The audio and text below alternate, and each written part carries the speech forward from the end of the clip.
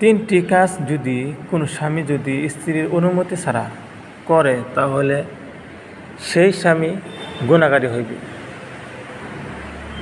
1 নম্বর হইছে দেনমোহর ছাড়া যদি কোনো স্বামী যদি স্ত্রীর গায়ে হাত দেয় তাহলে সেই স্বামী গুনাহগারী হইবে, আগে দেনমোহর দিতে হইবে।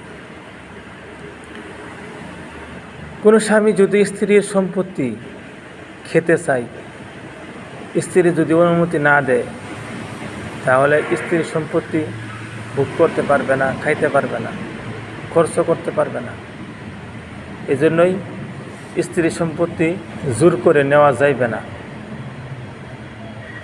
3 নম্বর হইছে কোনো স্বামী যদি স্ত্রীর অনুমতি ছাড়া বিদেশে বা অন্য কোনো জায়গায় 4 মাসের বেশি থাকতে পারবে না, তাহলে সে গুনাহগারী হইবে।